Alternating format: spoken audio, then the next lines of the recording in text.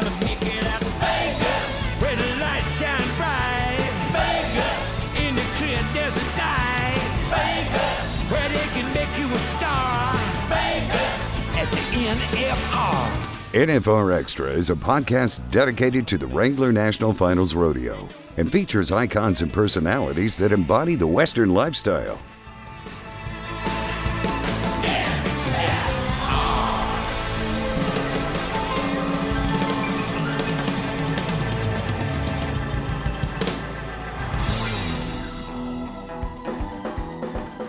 You definitely can't fake it. No.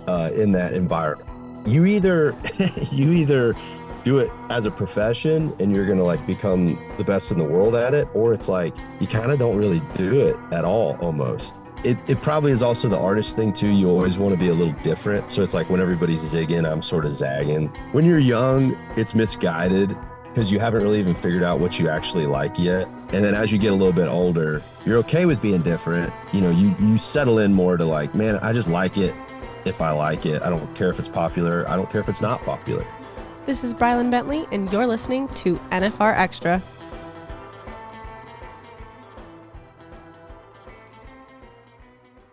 So I'm not going to disclose the location of where today's guest is, but just know it is a tropical place in the middle of this great nation as we get ready to celebrate our 250th birthday of the United States of America.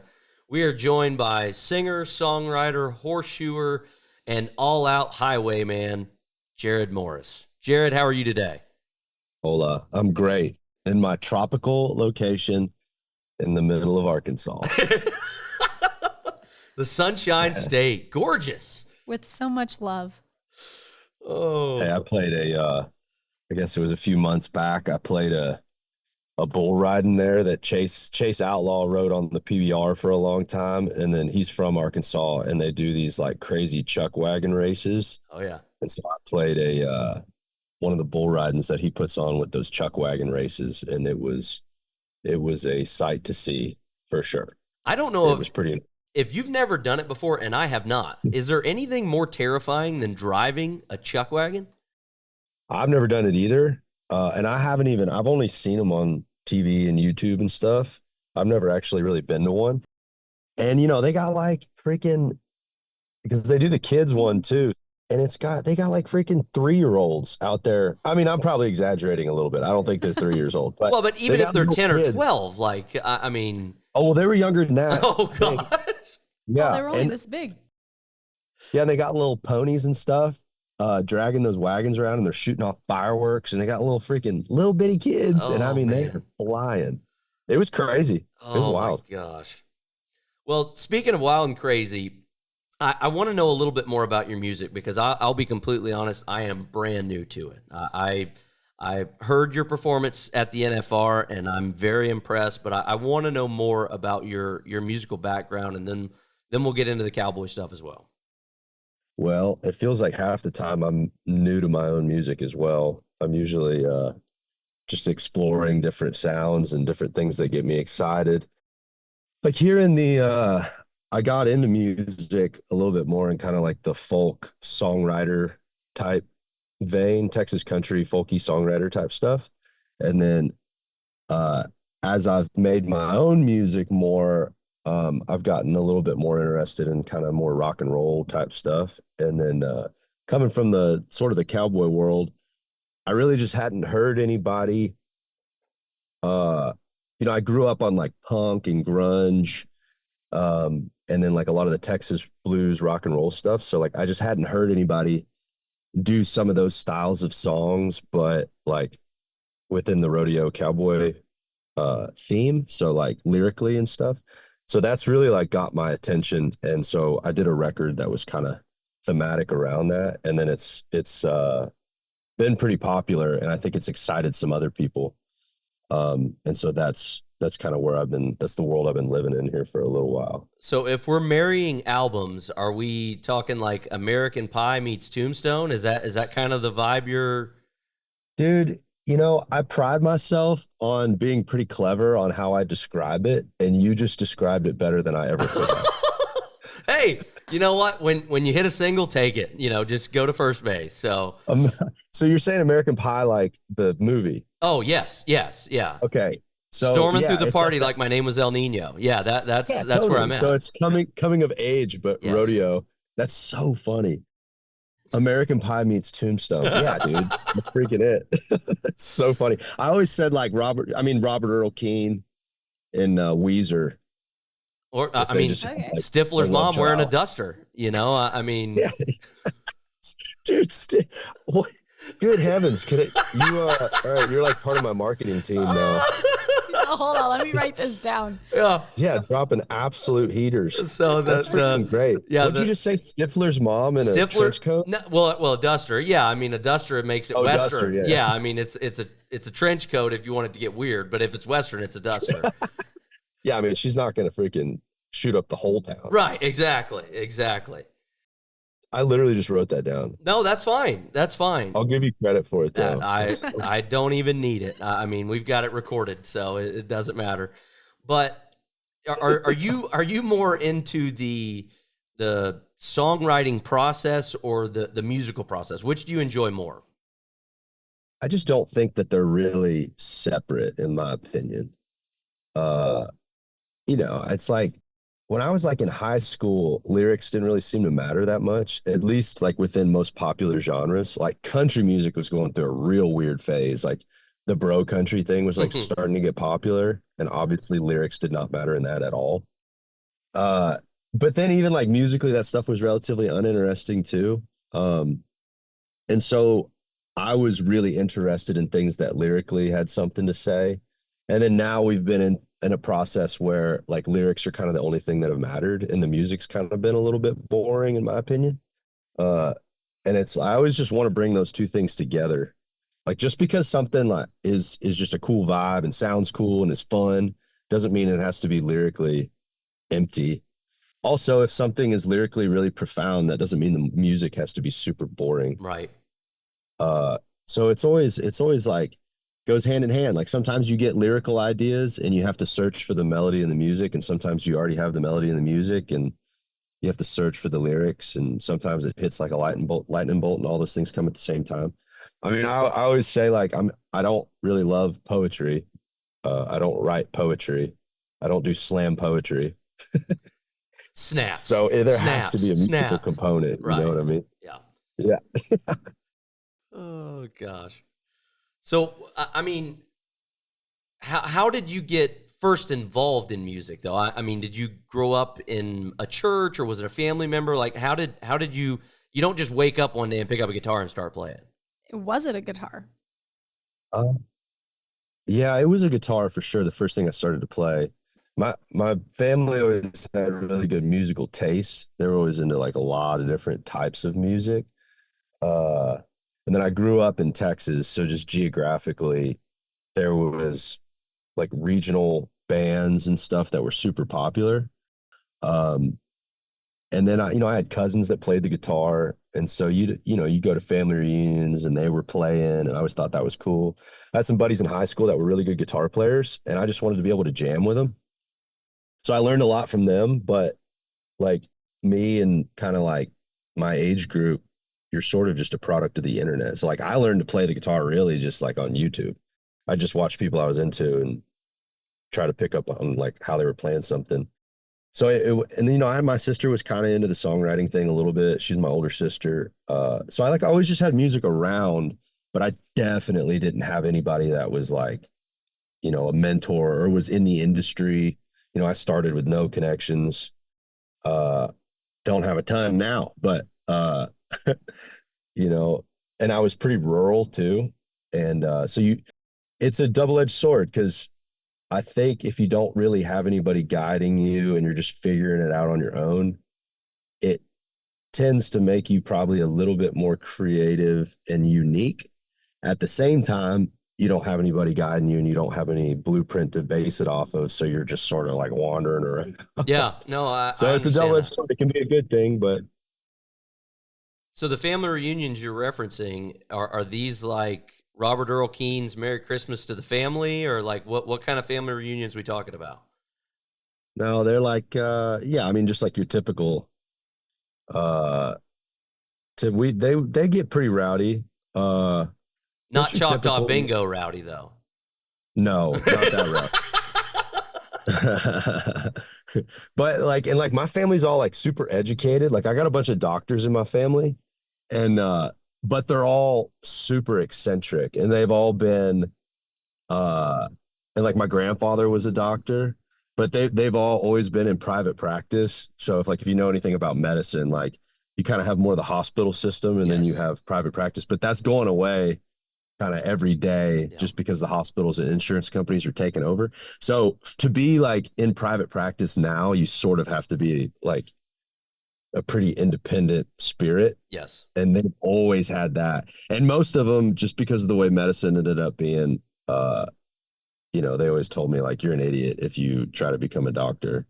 Cause they're basically like HR nightmares. They just fly by this, like, march to a beat of their own drum.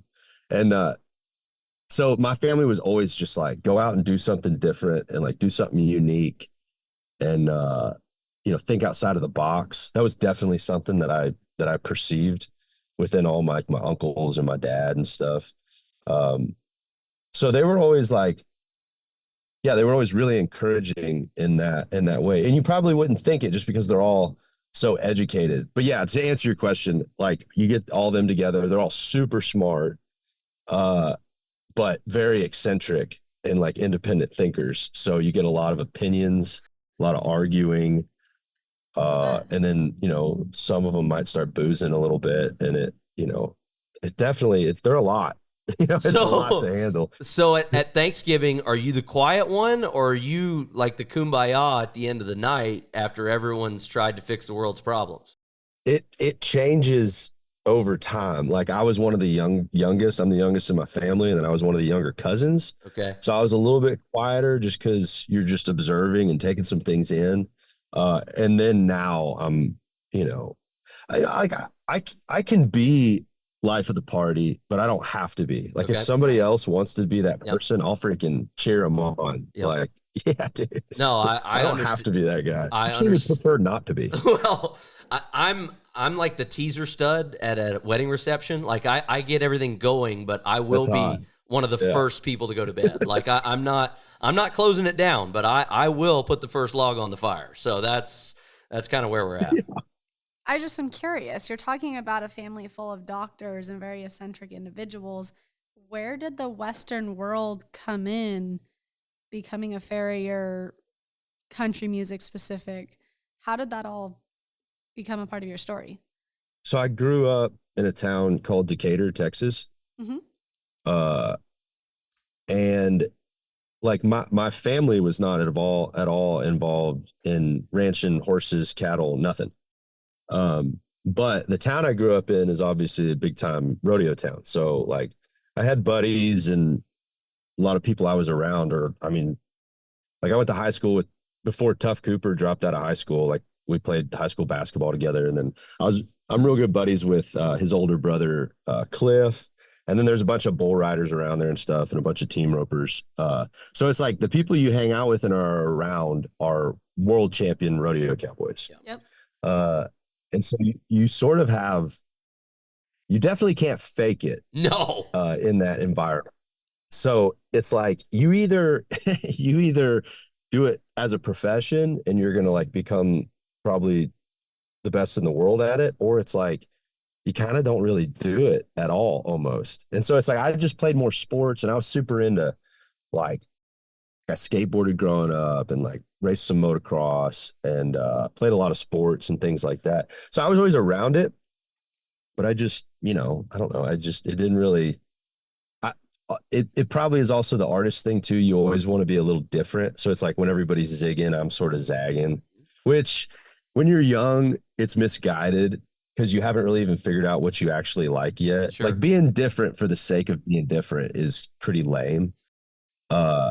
And then as you get a little bit older, you're okay with being different, but you settle in more to like, man, I just like it if I like it. I don't care if it's popular. I don't care if it's not popular. Right. So like trying to be unique just for the sake of being unique sort of is like, it's not actually that unique. It's kind of lame. So there was probably some of that growing up. I just wanted to be different, like sort of countercultural a little bit. And then at the end of high school, my oldest sister, she married a horseshoer.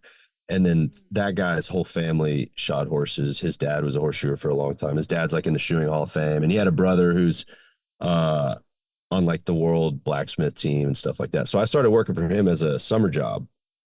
And so that was like my entry point. So he ended up being like my older brother. Like he taught me to swing a rope for the first time.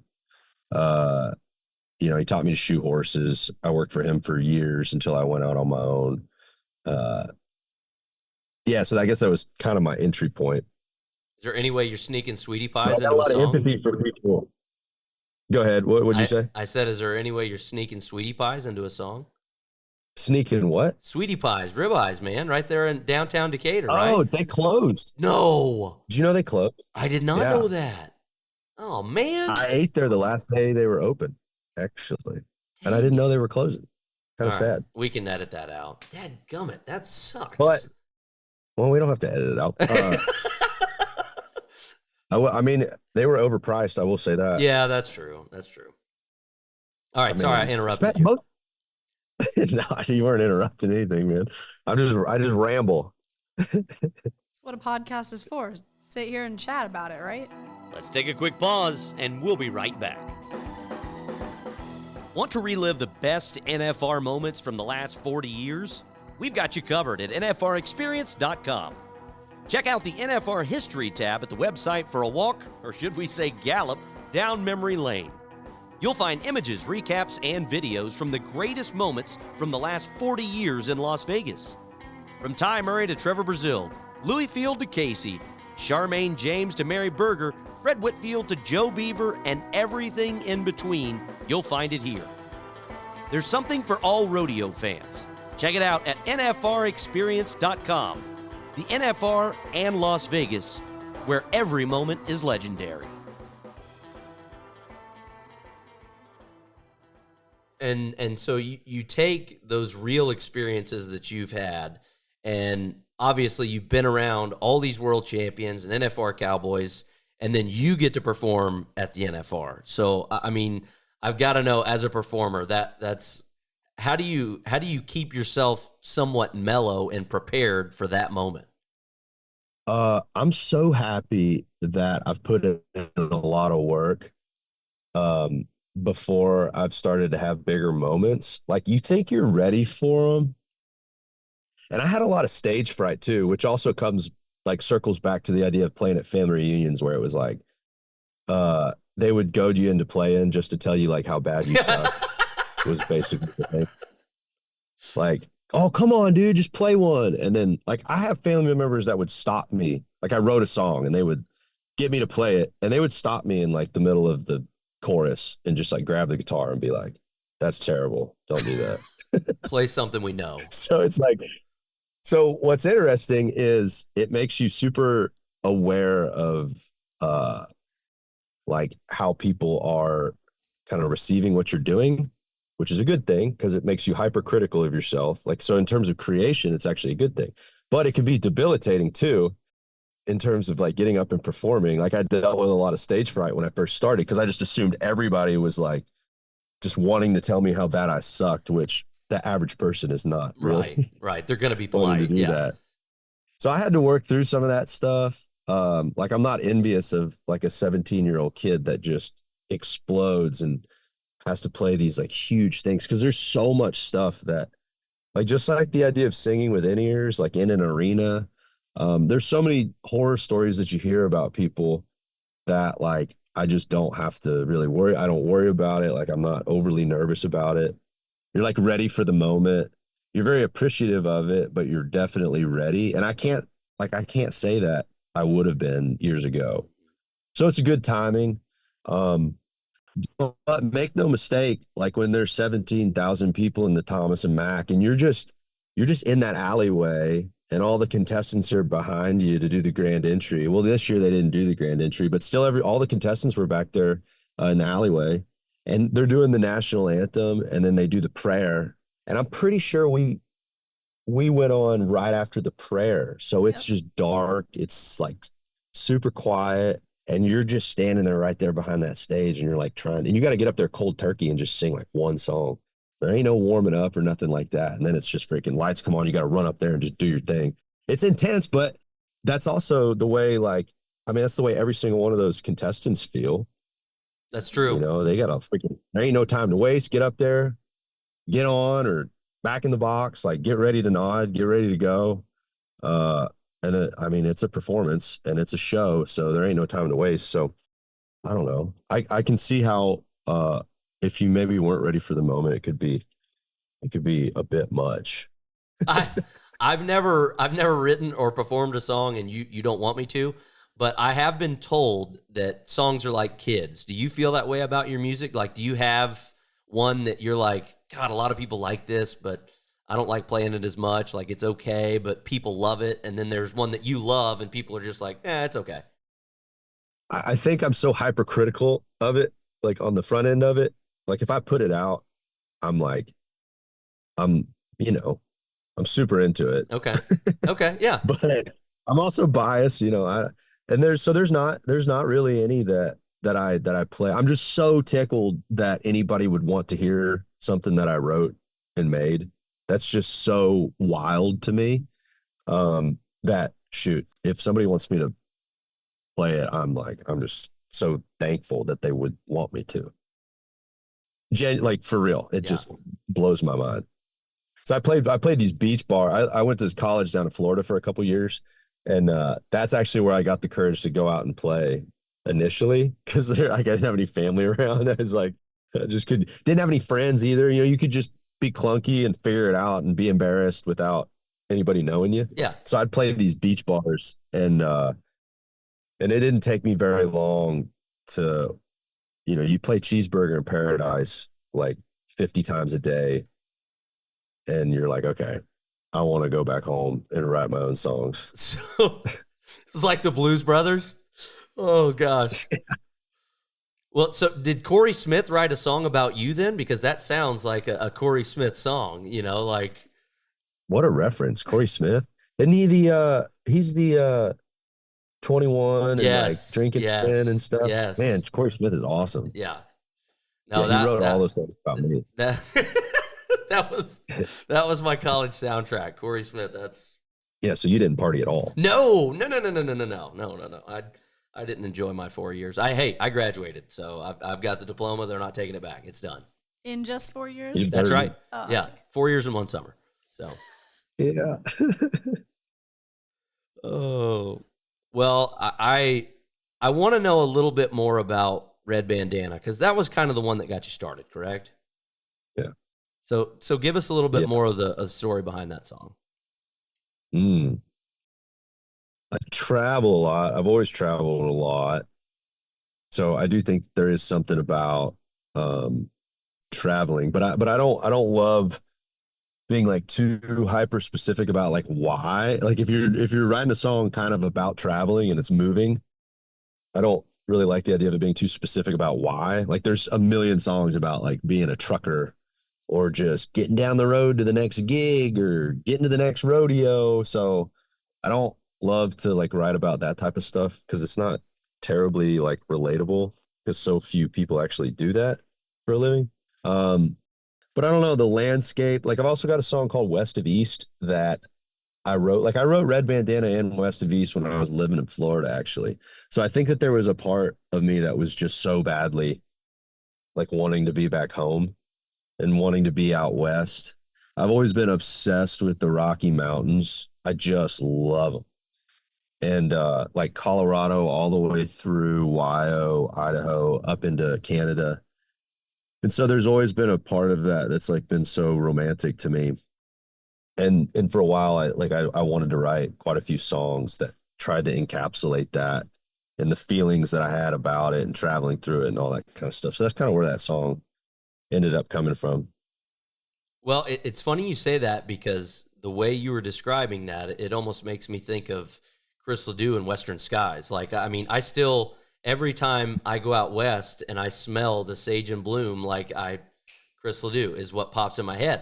I grew up in Florida. We didn't have sage, you know. I mean, that was some sort of spiritual incense or something that people burnt, you know. But when you go out there and you literally smell it, like it brings that song to life. Yeah, I'm curious if it's because like maybe my age, we watched so much like TV and stuff. I don't whenever or we watched a lot of movies too, but I mean it feels like every song I write, like I'm always trying to make it the way I write it. It's like it has to put you somewhere. Sometimes I like things where it's just a general idea, like about a feeling. Those are cool. But even like to start a verse, or even if the song and the chorus is just about like a general feeling, if it's about love or something, like typically like on a first verse, you're gonna have to like describe where the person is or the setting of like where the love happened, you know, and that'll typically come with some sort of like descriptive, like setting. So it's almost like always ends up being a little bit cinematic.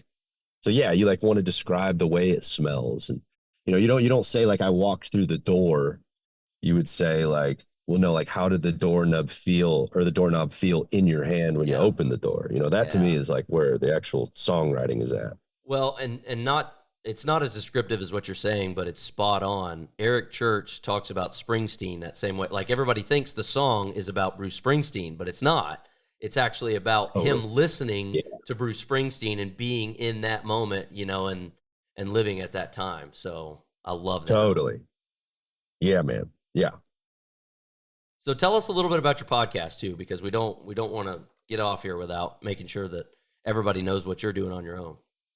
Yeah, I mean, just a friggin' another white guy with a microphone and probably too much time on his hands, you know.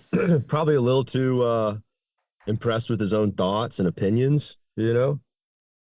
It's probably the best way I could describe it. And where can they find it? On the World Wide Web. You can go to http://www.jarrodmorris5.com. Sorry. Oh, that's great. Ridiculous. That's great. Oh, you can find it on the World Wide Web. I don't know what I love. Like the podcast has been cool because that was just sort of I like chit chatting with people, and I was like, I feel like there's a gap in the music stuff where there's a lot of people that haven't been talked to within the music world by somebody who's like also doing it, and then merging it with kind of the Western cowboy world. Just made a ton of sense based on the people I hang out with and who I'm around. And there just really wasn't anybody doing that. And it's just so fun. I just like talking to people. It's been a great way to meet people too. You know, like I met Bob Tallman for the first time out there in Vegas recently when we did that one with him. We've turned out to be pretty good buddies, which is just so cool. Oh yeah. It's just wild how life ends up going and what you end up doing. I try to tell younger people, no matter what you do, just work really hard at it. Like it really doesn't matter. It doesn't matter if you're working at the Love's gas station, like, you know, rather than being on your phone, like talk to the customer, like learn how to talk to people, like just work hard at it and become good at things. Cause you just never really know what you're going to end up doing with it. All right. If you could pull a rabbit out of a hat, who do you want on your podcast? Whoa. Should I? Well, they have to be living. The hat. Should I go? Yeah. Jesus, yeah, for sure, Jesus. Well, he is living. Yeah, that's right. That. He's with us. That's right. Hey, hate to get hung up on a technicality, but he's not dead. Who would I feel like it needs to be realistic, though. You can have stretch goals. Come on, we all have stretch goals, right? Okay, stretch goal. Well, it's still, yeah, stretch goal would be like, I do think Theo Vaughn would be funny to have on there. Yeah, that'd be funny. You and Theo would be highly comedic. You and Matthew McConaughey, like I would need some edibles for that because that would be spaced out. I mean, you know, because Mr. All Right, he would be, you know, telling us all how to live. McConaughey would be sick. See, every time I have something and then yours is cooler. No, that is not true. Because Theo Vaughn, I mean, I don't Theo's know that pretty we good. would have enough edit buttons to make sure that we got it on our portal, but it would be a blast. Yeah. I don't think real- many real- people Trevor, have lived though. like him. Yeah, I want to have Trevor Brazil, Yeah. and I think that's going to happen. But yeah, I mean, that's the freaking Michael Jordan right there. Absolutely. Absolutely. Well, Jarrod, we appreciate you pulling off on the side of the road on I-30 and taking the time to spend a little bit with us. And we wish you the best of luck. And wherever you're playing in Nashville, play it right. Yeah, thank y'all. Thanks for taking the time to do this. I Hey. appreciate it. And if they don't like it, just tell them to kick rocks. Want to experience more of the NFR? Then visit nfrexperience.com. And we invite you to subscribe to NFR Extra on Apple Podcast, Spotify, iHeartRadio, and wherever you're listening right now. If you like what you've heard on NFR Extra, we would love it if you gave us a 5-star rating and tell your friends how to subscribe.